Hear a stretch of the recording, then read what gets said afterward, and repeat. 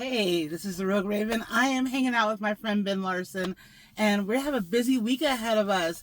But I wanted to bring him on because, he's running for a legislative position for candidate for this year, 2026. Mm-hmm. All right. And end of this year for November.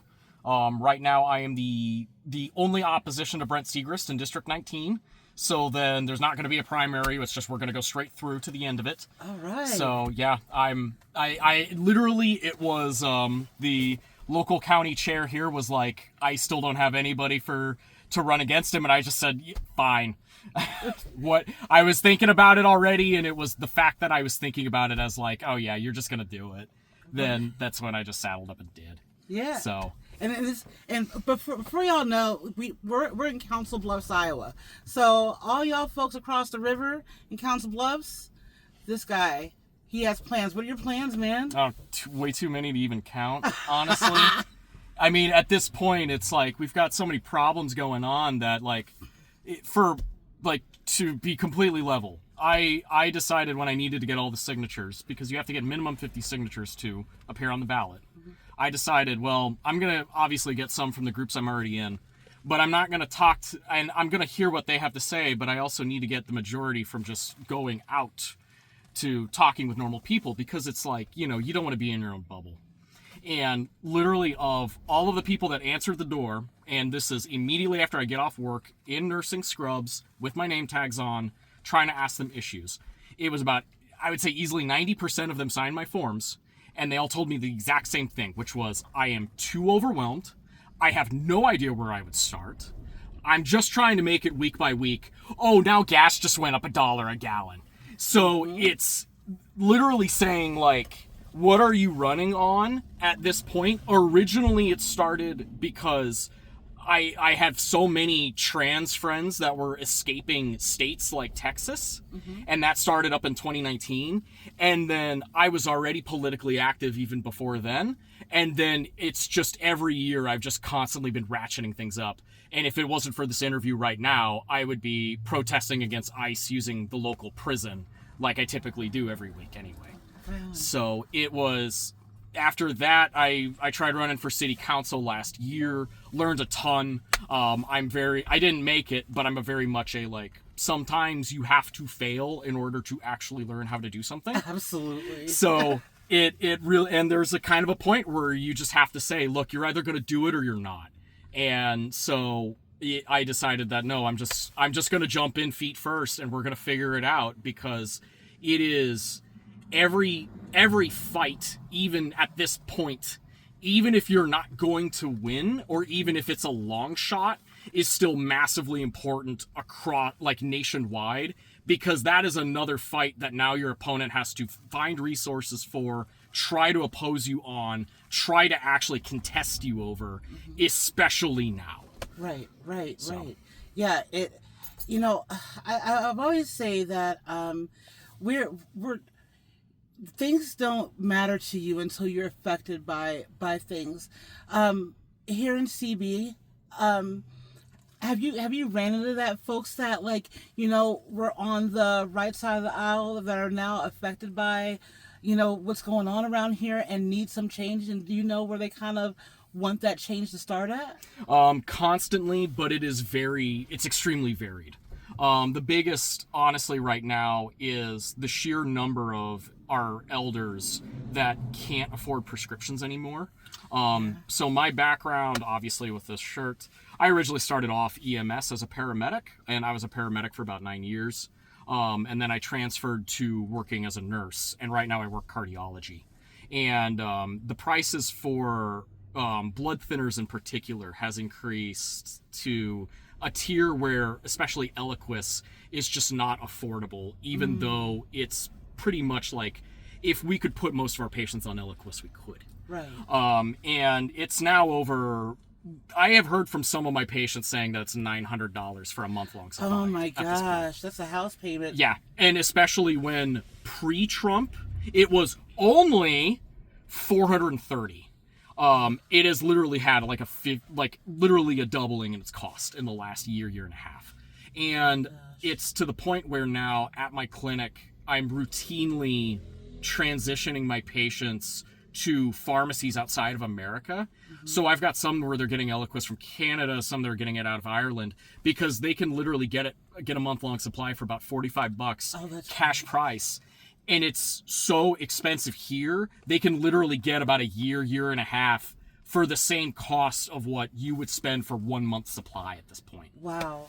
Hey, that's great that you're an advocate to help them get what they need. Unfortunately, it has to, come from another country instead of the country that, belongs to us. You think that, life, liberty, and the pursuit of happiness would include some health care. And I think that's sad, and I'm glad that you're trying to make that change. Have you thought about any environmental issues that you want to hit on? Oh, absolutely, constantly. Like, the water quality here is now becoming such a massive thing. That's the other thing that's come up, because now the cancer rate in Iowa is now second fastest growing in the state. I would not doubt for a second that we hit position number 1. And we know that it's coming from the water. We know that it's coming somewhere from runoff. But the ruling Republican Party is trying to pass bills and laws, which I think I have them in this car right now, where they're trying to say that you cannot test water for a poison or a toxin if you don't actively know the source. They're actively trying to prevent people legally and on a state tier from figuring out what is actually causing this cancer rate. Wow. And right now, we have entire candidacies that are going on that is just around water quality. That's how bad it's getting. Yeah. And even here in Council Bluffs, which I think you had actually mentioned this to me before. You were like, one day, you're like, the water tastes different. And it smelled like sulfur. And it smelled different too. And I've noticed that now too. And, when you filter everything, you kind of don't notice, but now I do. And now my water's changed like multiple times, where it's just that consistency is different. Yes. And growing up, I grew up in rural Nebraska, not too far from here, only about 20-30 miles from here on the Platte. And we had multiple cattle and pig farms nearby. Closest one was only about 2-3 miles away. And the phosphate and just waste runoff from that was so bad, and dumped so many nitrates into the local river, because we lived around a pond, that it choked the pond with so much algae that it killed the pond. Oh gosh. And it was not just us, it was also multiple other developments that were all south of Springfield, just along the Platte River. And we were one of like multiple developments that had to have the whole thing re-dredged, and then have to have a secondary basically filter pond established just so we could maintain the main one. And that kind of thing is going on all across the Midwest at this point, both with just the loss of environmental regulations, but also with these major farms where they just don't care, especially with one group of these farms where they just don't care what goes into the water supply at all. And they're just... they want to just make money, and it's pretty sickening. Yeah, especially since it affects the people, affects it affects everything that we need. We need water to live. You can only live for 3 days without water. So now we have water that's poisonous water, and we're like, what kind of life are we going to have with that? I do know that here in Council Bluffs we have not had a water treatment test since 2024. And with that down rate of regulation, I'm sure that's a push why we haven't had it. I don't know the answer to that. I can't factually say that, but I do know that a change has got to happen, because water is getting expensive, that we have to buy it from the store as well as buy it from the city. And I grew up in an area where, like, having boil notices, or having, like, hey, you can't drink from the well water until we're back within a normal range, like, that hit friends of mine, that's hit my parents just in the last couple of months again. That hit friends of mine multiple times who lived kind of in the middle of where there's a large field of farmland around them for soybeans. It's one of those things where when you're out in rural, or you know people that are in rural county, then you know that it's not a common thing, but it's not an unheard of thing either. But then it's like, this is how frequently it's happening now. Yeah. And especially when you're talking long term about like, well, how much of the Ogallala are we consuming at this point? And then it starts to really get concerning, where it's like, how much is actually getting into our well system? How much is coming out of this? How much are we pulling out constantly? Exactly. That, and not only we have to deal with the water regulations. Our soil is not the best as well, due to especially with the water cancer causing elements. It also seeps into our soil. So all around, we need some change. We need some regulation back. Now, I wanted to kind of talk about, our statewide representatives and the support that our statewide representatives give to our cities and towns here, and especially in the Midwest, but in Iowa, Nebraska. Do you feel that our state representatives that are and our Senate and our Congress, are they representing us at all? Not really. There's definitely some bright shining spots. I can say positively, and I try not to. I do know him personally. I try not, so I can't say too much about Josh, because it's gonna be tinged, and it's gonna be heavily slanted, and I know that. Josh definitely tries, and there is a reason that he has such a very large, dedicated base of people around him, because if you know anything about Josh, he is paralyzed, and so he knows an aspect of life that just like I will never understand, or that other people don't get. And the several times that I've knocked doors for him, I've had multiple people where a lot of them were elderly, where they were open with me that they were typically very conservative, but they specifically voted Josh because he knows what it's like to actually have to use a walker or use a wheelchair. Oh yeah. But no, it's like they had another congressional coffee, and two of the conservatives were trying to blame water quality issues or rising cancer rates on alcohol and cigarettes, which is insane the instant that even a hint about current smoking and drinking rates, because they've literally never been lower. That's true. We're at the point where it's like 3/4 of the people that consume what alcohol there is are basically all the ones that are keeping the industry alive. Like, they're the heavy drinkers. Mm-hmm. And it's the same for cigarette smoking. Like, we're kind of at the point where all of the people who are going to quit have quit or are actively trying. Mm-hmm. And so it's like, it's such a blatant and obvious attempt at dodging it and not talking about, like, well, maybe it could be glycophosphates, from Roundup or other things, which already legally has been linked to cancer. They've already lost multiple cases over it. Mm-hmm. Parkinson's first, and cancer was second. But I don't see it at all. And especially, I do have to, like, the Republican frontrunner, Ashley Hinson, her net worth has more than quadrupled ever since that she started running, which obviously she's just a mouthpiece. Yeah. But then at the same time, the Dems are, like, they're very frustrating in their own way, where they're trying to keep everything and keep their base in Des Moines, but they're not trying to actually expand beyond that. So they have a large group of people, myself included, where we just saddled up and decided that we were going to run whether or not they knew about it or not. And only now are there people within, like, the party itself where they're going, oh, we have a guy in Council Bluffs now. So there is an element where, you have this, like, genuine, I could say it on your chat, where I could say it here, where you have one party that's, like, openly evil, mm-hmm. but then you have one party that's just friggin' incompetent. Yeah. And it's like, what the hell? Yeah, growing up, I lived in a Democratic house, but we were a little bit different in our household. We lived in a Democratic state. We had a Republican governor, you know, and who was great for the people, because we chose the people who did well for the country, not for, we didn't vote for party, we didn't vote for a man, we voted for who was the best for the job.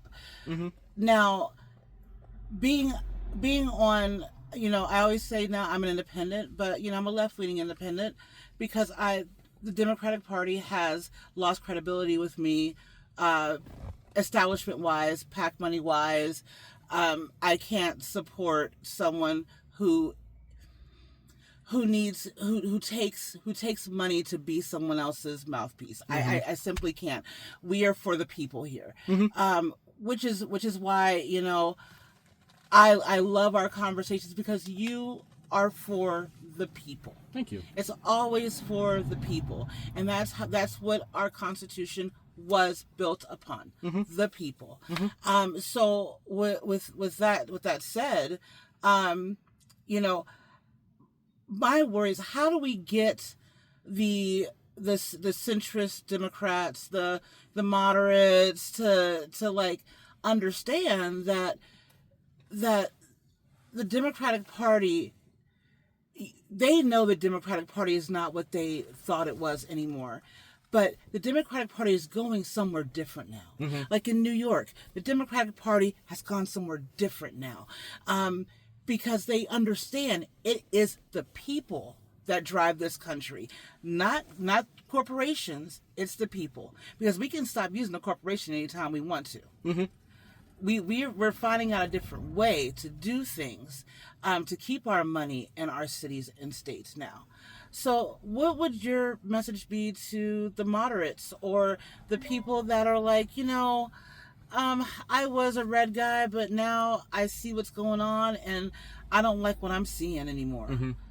That's a hard one, because it's like there's so many different ways and angles that you could actually discuss that with somebody. I would say the biggest one now is that for the average moderate, and especially for a lot of these more moderate conservatives, where they either potentially they were my family, where they left the party during COVID, or where ones recently where now we have another spate that are leaving because of just this 1984 AI data harvesting, where now literally all of us are constantly being observed, where now for them it's, now you are seeing where there are these very, very firmly established power structures, and there are these brutal lines that are being drawn in the sand. And one of the ironically good things about like this intense polarization is that you just can't, you can no longer be a conservative person but then say like, hey, but I'm against these AI data centers. I don't like how they're consuming all of our water. I don't like how they're consuming all of our energy. I don't want this anymore. I'm voting against it. I'll even consider voting for a liberal or some other guy that is openly saying, no, we're not going to do this, and we demand that we have to have study that shows that you're not going to increase prices locally, which is something I want to do whenever you put these in. If you do that openly in your party, in the beginning, you might be okay, but the instant that you start messing with that money and you start messing with that capital, then they're going to turn on you, and they have done this multiple times now. And the same thing absolutely happens on the Dems. Don't even start me. But at the same time, the Dems and like your liberal American has this very real problem where they're way more aggressively, like they're more aggressive in my opinion about like not only knowing when something's going on, but also trying to get that like other opinion or that other viewpoint or even more information. Like you go talk to liberals about issues, like you'll probably get multiple different sources of things, or they're going to be the ones that say like, yeah, I messed around with it. I didn't really see the point. I see where like, oh, it's giving me all these problems at work because I work like in the tech sector field and I'm just not for it. And so there's this very real component to those people where like I've met Republicans where we've gotten into, or ex-Republicans, where we've gotten into pretty aggressive stances against monopolies. And it's like, you can't be a Republican any longer and have an anti-monopoly stance even if you as a conservative, a fiscal conservative, know that, oh, monopoly is bad for business, eventually it's just going to smooth everything out and there's not going to be any more actual attempts at innovation or new products that are going to come out of this. It's going to stifle that innovation that's supposed to drive capitalism. Yeah. You can no longer be a conservative and be anti-monopoly with what is happening right now in the market. It's So, true. Very yeah, true. There's so many ways to attack it, and it almost gives you information paralysis because it's just the tier of like what's going on and how this, you know, attempt at oligarchy and this actual attempt at a dictatorship is happening now. Yeah. And I can at least thank that and be proud that it's like the lines now are so obvious. Yeah. So yeah, it is absolutely true. I mean, like, how I see it at this point in time, number one, this timeline fucking sucks, okay? I know, church, y'all listening to this and everything. I just had to drop one F-bomb. But it sucks because the line in the sand should have been a long time ago. Mm-hmm. I drew my line in the sand so long ago. After 1.0, I knew this could never happen again. And it happened. And now you have, once Project 2025 came out, I read it. And yeah, it's long. But there are condensed versions, folks. If you have not read it yet, by this point in time, everyone who is listening to my voice should have read that book, okay? Or at least the condensed version of it. And I want to tell you that Project 2025, it is almost complete. It is almost complete. Yeah, it's like 70% done. Yeah. Something like that. Yeah. And so 70%, well, let's just go ahead and round up, y'all. Okay, let's go ahead and round up for the simple fact that the last thing that they have to take from us is our ability to think, our ability to vote, our ability to worship freely or not worship at all, our ability to let's just put it this way. The Constitution is 30% away from being a piece of toilet paper. Mm-hmm. We'll just put it straight up that way, okay? There's only two amendments in the Constitution at this point that have not been completely stepped on. Yeah, voting rights have been stepped on. Yeah, you've got Civil rights have been stepped on. You've got the SAVE Act right now that is like there's books that I could talk about that thing. SAVE Act is very, very important. Now, this week is No Kings Week coming up, so let's talk about the SAVE Act, because literally the SAVE Act, the SAVE Act is one of our last guardrails. So it affects not only women, it affects everyone. Women, if you're married and you have taken your husband's last name, when you go register to vote, and trust me, you will have to register to vote again, because they are taking you off of voter rolls and making you register to vote. Okay, Mm-hmm. at least every red state is doing that actively. Okay, so if you're not on the East Coast, you in a red state pretty much. All right, okay, or the West Coast. I'm sorry. Now, your birth certificate, it's great, it's fine, but if you get your last name changed, sorry, boo boo. Mm-hmm. So sorry. And if you don't have a passport, so sorry, boo boo. You're not gonna be able to vote. If you are trans or are in a legal process, if you haven't gotten your name changed on your birth certificate or your passport, so sorry, boo boo. If you are adopted, guess what? If you haven't had your names legally changed from your birth certificate to your regular documentation, so sorry, boo boo. Mm-hmm. What else am I missing? Yeah, there's so much to it, and it's like, and you also have to level the playing field, because like the SAVE Act by itself is completely illegal. It's opposed by multiple amendments in the Constitution. And it's a poll tax. It's a poll tax. It will directly go against the 23rd Amendment, which allows women to vote. The ACLU has made it very clear that if this does pass, they're going to kill it in court.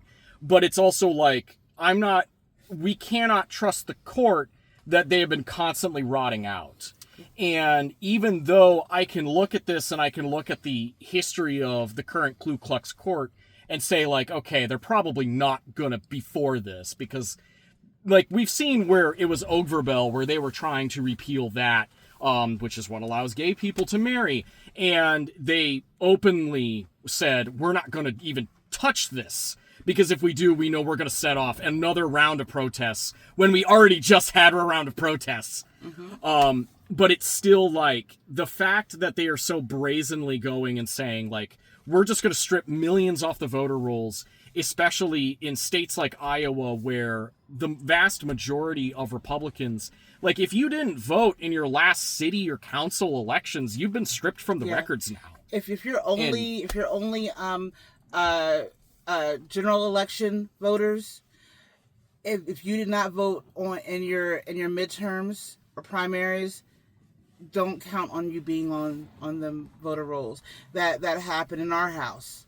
Okay, because we were just normal people who just voted for general election. It took this man getting into this office that changed our reality. Might as well just call him a Nazi openly. Like, let's be frank at this point. I mean, not only that. Yeah. Not only that. We can call them white nationalists. We can call them pedophile protectors. We can, if not pedophiles, just directly.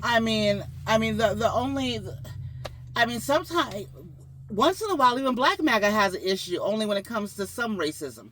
But it's to the point now that we're all in danger, okay? We're all in some kind of danger. Anyone who dissents against this administration, we are in danger. I'm in danger right now just for having this conversation. Ben's in danger right now for having this conversation. Anyone who is brown, anyone who is not white, and not for this administration.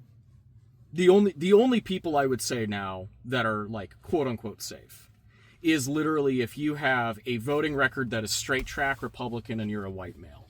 Yeah. Anybody else at this point, like, you could make the most understandable mistake, like, as Renee Good showed, and you'll just have your head blown off.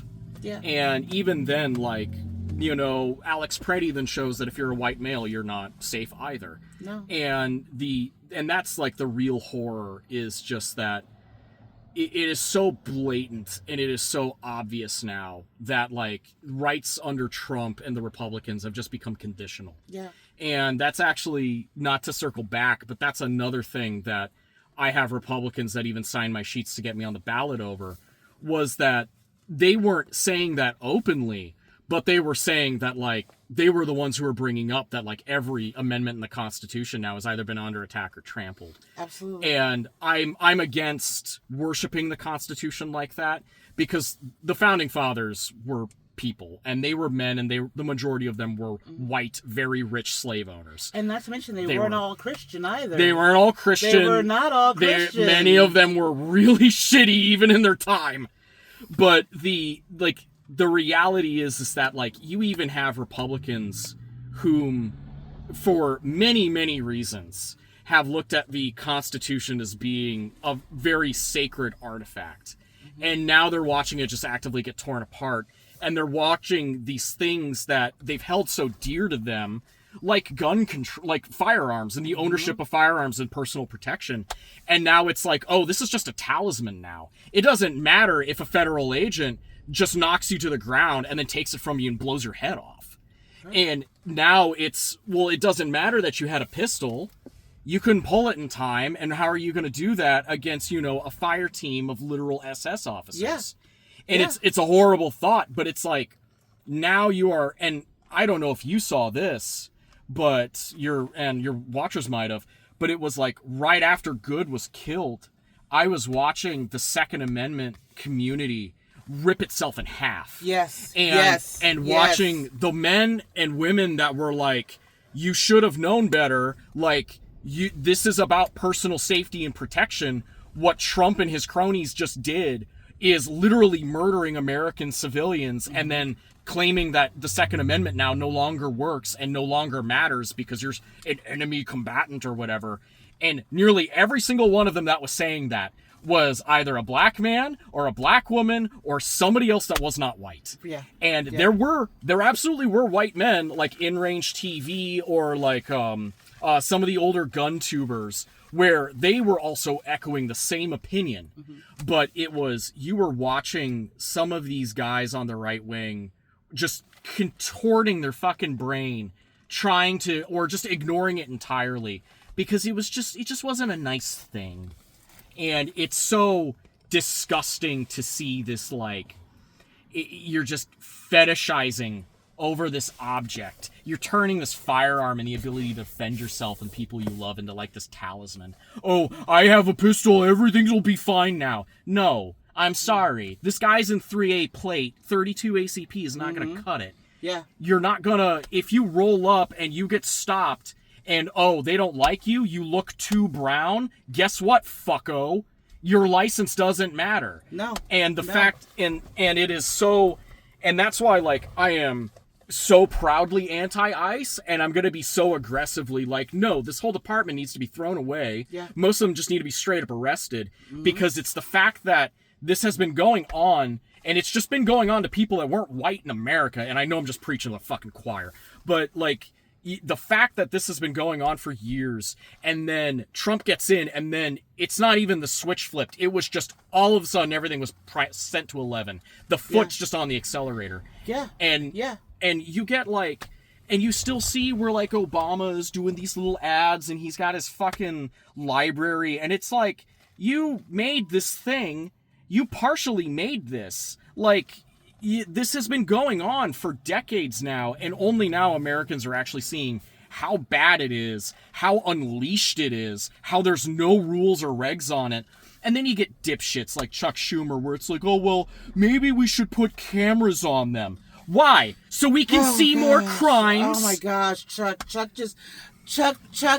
come on down to the front real quick. Come on down to the front real quick, Chuck. Oh my fuck. Honey, you and Hakeem, y'all need to go on a real long vacation somewhere and write some strongly worded letters to other people, because your policies and your ideas are not working. Y'all couldn't whip your caucus if y'all had a cat of nine tails. They are completely, you can't do it. We gotta start using like some of these right wing terms. They're just cucked.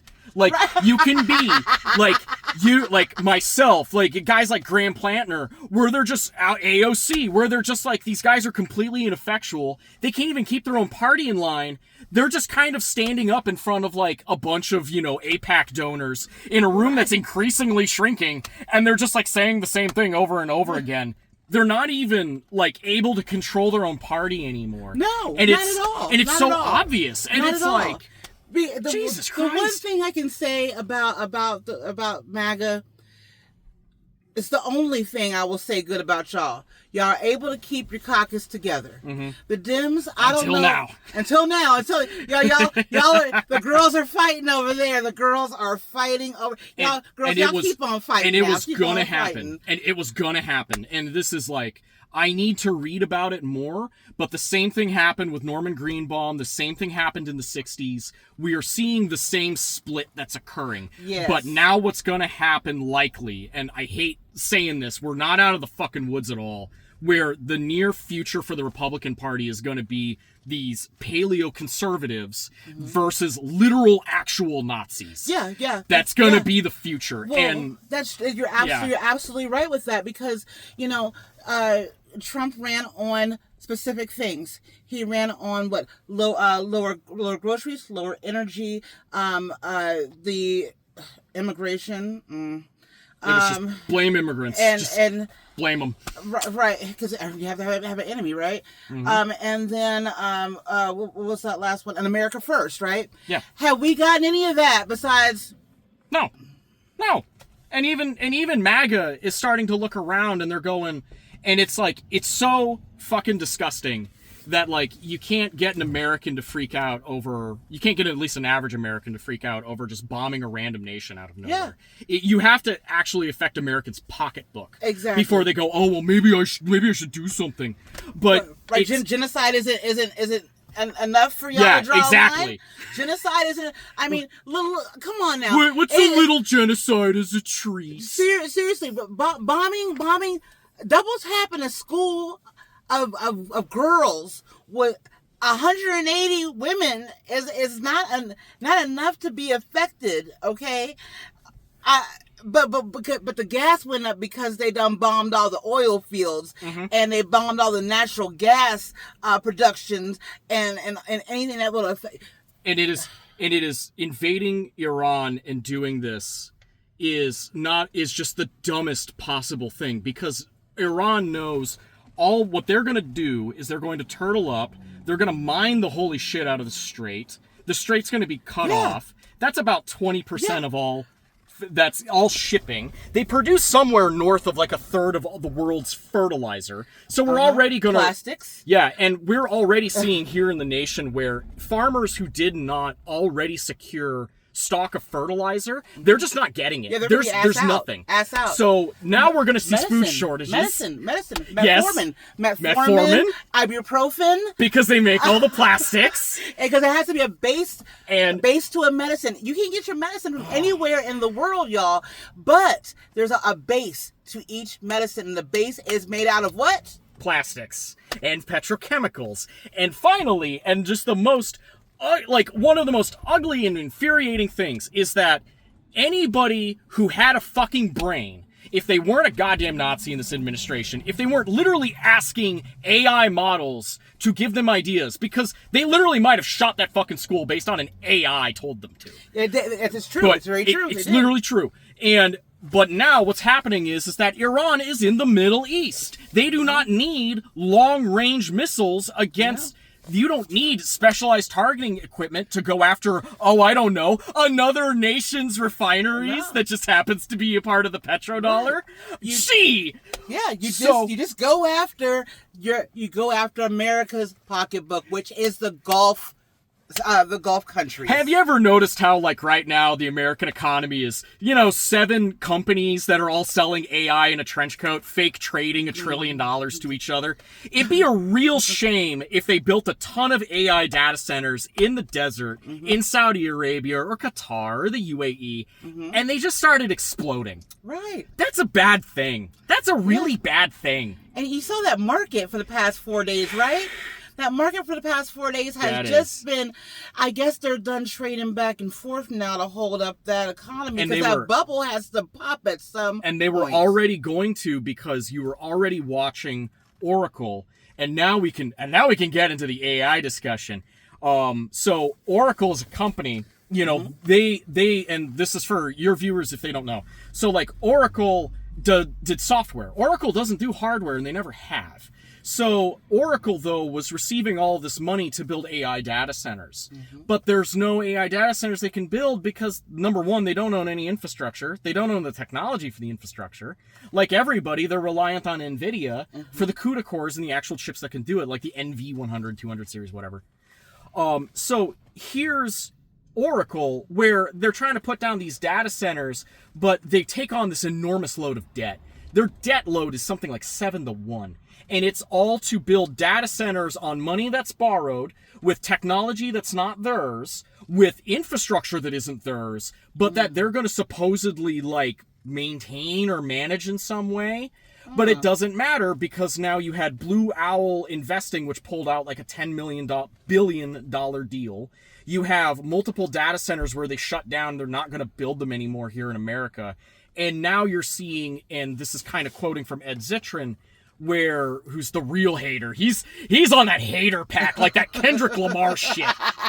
But where now we're seeing data centers where we were going to do expansions. Now we're canceling the expansions, even though we've already broken ground. Wow. So now we're already to the tier of pullback where now the investors are starting to get hurt. And it's a part of this whole theory he has of the rot economy where now there's no value in anything anymore. And they're just vacuuming up whatever cash that they can get. And this is a part of a crisis that was building long before Trump got into office. We were talking about this under Biden. It was the liquidity crisis because all these private equity fucking sucks. I will make laws against private equity. Do not start me. And I will get started. But private equity had cash, but they no longer had investment opportunities because everybody was looking for the same 2008, 2010 new Tesla or, the new tech option that's going to be the great big thing. So they want to dump all this money into things. Then AI becomes a thing, even though it's just a large language model. It's nothing genuinely new at the core of it. It's just a predictive thing. Yeah. And so then they dump all their money into it because it's the new big thing. Yeah. You got to put money into it. It's going to be the new big thing. Yeah. And if we all do it and we make the balloon big enough, well, then everybody's going to get on our balloon and we're just going to keep this going. Mm-hmm. We're totally not like Enron. But then what happened is that they dumped all their cash into it, but then AI's not making any money. No. It is like over this year, there's over 700 billion that's gone into AI. It has maybe made 40 to 50 billion in actual revenue. That's crazy. And that's why none of these companies, and that's why you do not hear about the actual losses or why OpenAI is not a publicly traded company. Mm-hmm. If they were publicly traded, they would have to openly admit that. And it would have to be on their books and on their accounting. If they refused, even if they went public and they refused to use accepted accounting standards, AAS, then nobody would buy it because it's what the fuck are you hiding if you're not going to use... Right. Yeah. Right. So then the problem then becomes, but you have all this cash that's invested in AI, you're not making anything back. So all these private liquidity companies, they're just losing cash. They're all trying to sell AI stock because that way not only do they get out and somebody else is holding the bag, but then they can actually get a tier of money in, but they can't. And guess what the federal government has been noticed and caught multiple times doing? Tell me. Quietly injecting billions of dollars into the financial industry. Well, I was thinking to myself the other day, where's all the money going? Now, we know that we have billions. What was it? Billions of dollars. They spent an extra they're asking for another $200 billion for this war in Iran. Mm-hmm. There's billions of dollars between crypto and AI, with the military contracts for the AI. And crypto died. Right. It's crypto's just a commodity. Right, and that was part of that bubble, and crypto crashed hard. Was it last week? Yes. Fall, the fall technically really started this month. Mm-hmm. Technically you could say it started a little bit before then, but it's genuinely because AI is consuming so much power and energy. Yeah. All of the energy that you would have gone to mining and dealing with crypto has now been purchased out by AI. And if you look at crypto, it's just a commodity because people were just blockchain. Yeah, you would buy it when you have cash, and that's why it achieved its crazy highs because people got their stimulus checks, and then the ones that were tech workers who were still actively employed, where the pandemic was not economically affecting them, they were spending it into crypto because they looked at crypto as just easy money that they could make really quickly. Mm-hmm. And they did, and they were right. But the problem is that you can literally watch crypto's gains and losses based on prices of wood or, who's buying what, gas costs, steel production, manufacturing. It's literally just a commodity. Yeah. But so back to now we know that's out of the picture. So AI is holding up the markets. But here's the biggest question. All of this money is being spent, billions of we're past millions. We're almost at trillions of dollars. We are so in debt, and people are going to come for their money, but where's the money? Mm-hmm. We don't have any money to pay back to lenders. We have no. Where did all the money go? Mm-hmm. Where our tax money, y'all? Our tax money has been given to things that we didn't ask it to go to, but we're not getting anything that we asked to have. Mm-hmm. And so I guess that brings us to our last point of the day. So what do we have going on Saturday? So we've got No Kings going on over here. Is going to be Council Bluffs location. They have a kind of a system going where they're starting at Glenwood, they're going to Council Bluffs, and then they're going to Omaha. So there's a little bit of overlap between all of them, but you could, if you wanted to, you could do every single protest. Oh, that's awesome. Yeah. That's awesome. So I will be the last speaker here. Okay. And I'm really focusing on just, I don't want to commoditize rebellion and revolution because, you know, and not to get into just like, not to get into the theory, but like, you know, capitalism's just going to do that. Yeah. But the thing is that like, we're really reaching this point I've noticed with just like average people where average people are even to the, like people are always asking, well, like, why are Americans putting up with this? Especially if you have European friends where they're like, what the hell's going on? Like, why did you guys just allow the Epstein files to be a thing? Why did you just like, what are you doing and what is not happening right now? And it's kind of difficult to explain, but it's like most people now, especially here in Council Bluffs, where the average age is elderly, but like tons of people are having to work 2 jobs. Yeah. It's literally just that we're so pushed and pressed that doing anything at this point and actually doing something that you would consider to be a revolutionary thing is literally just the straw breaking the camel's back. Amen. And it's, and that's what it was for Preddy. That's what it was for Good, where it was, you know, Minnesota was literally under just the boot heel of fascism. And now that just moved down to New Orleans because they had to allow things to cool off. Yeah.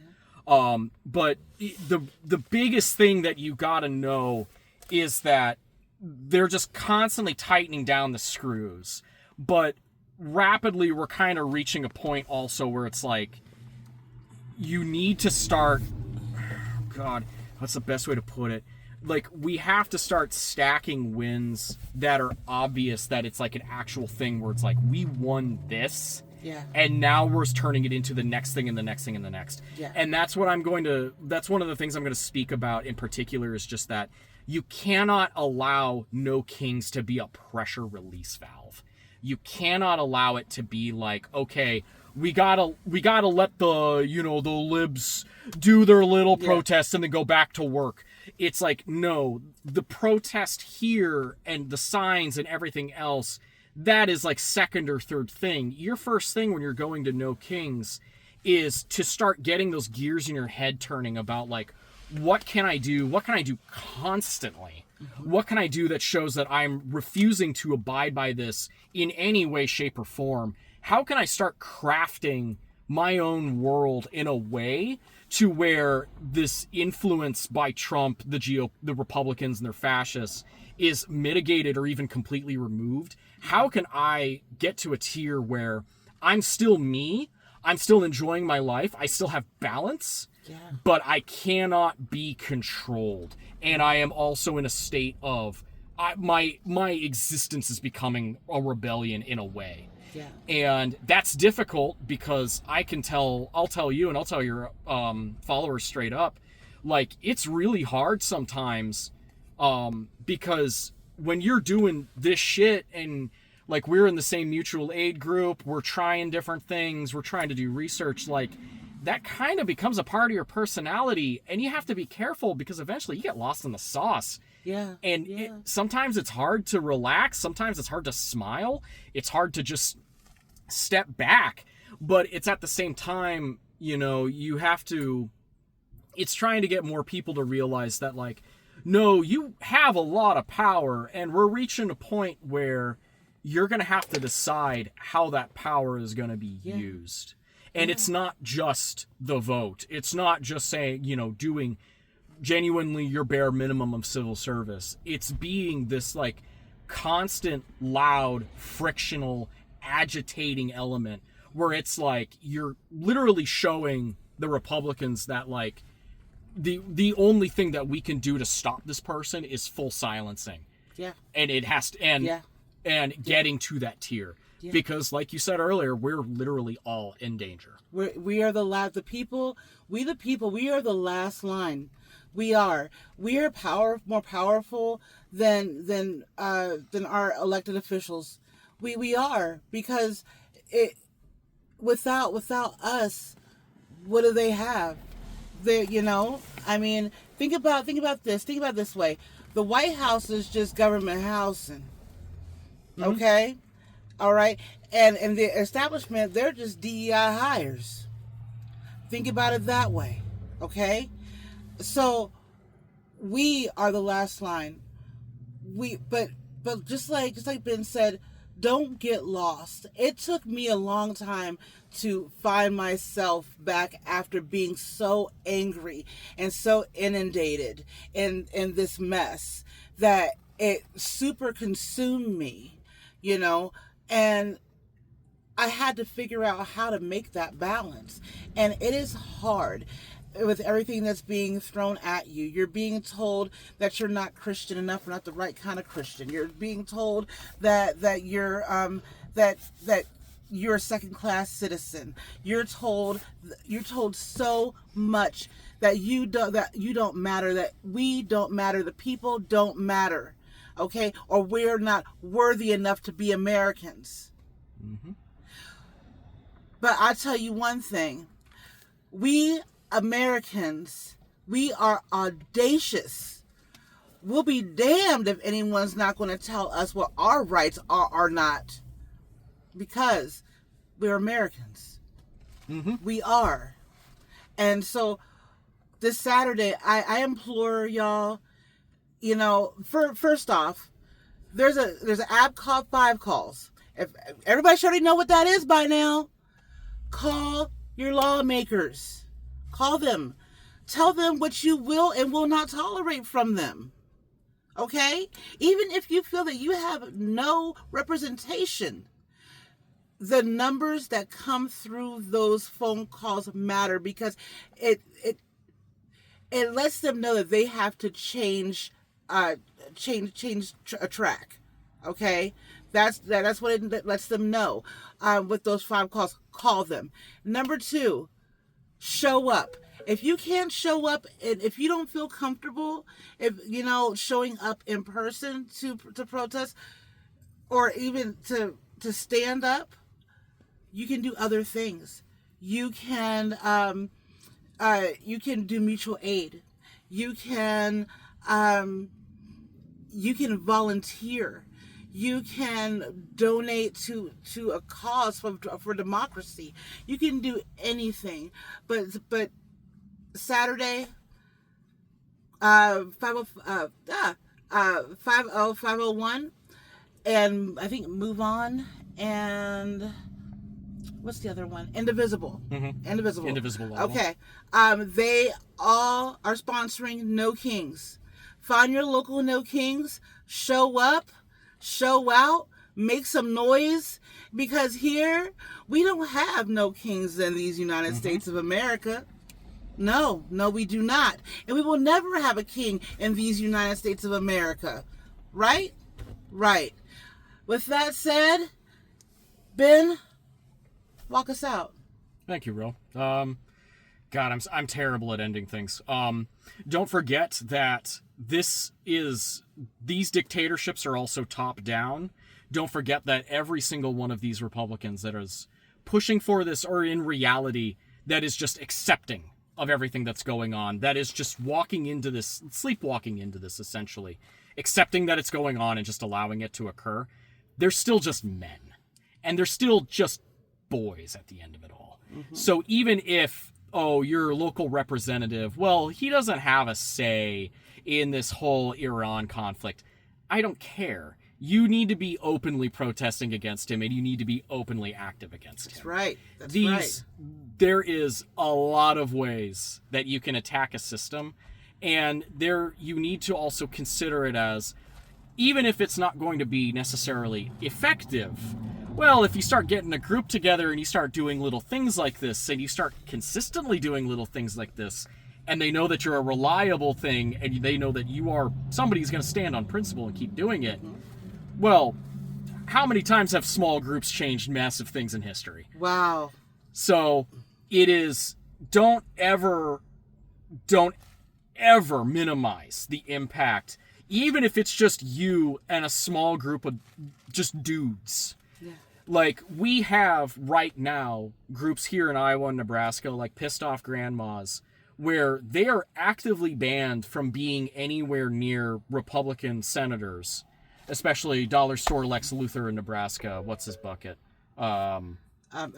Ricketts. Yep, Prickets.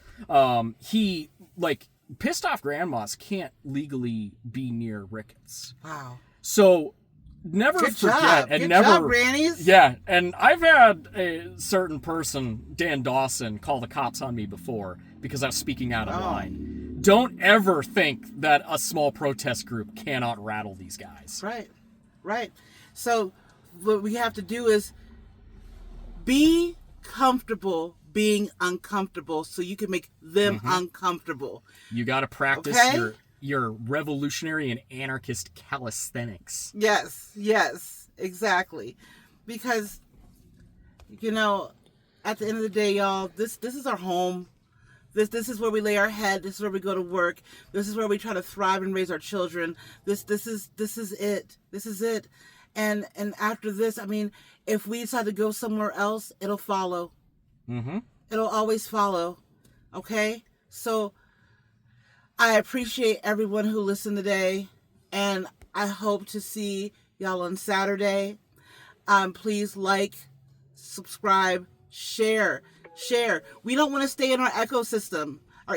We want to break through the echo chamber, right? Mm-hmm. We want to break through the echo chamber, so please share.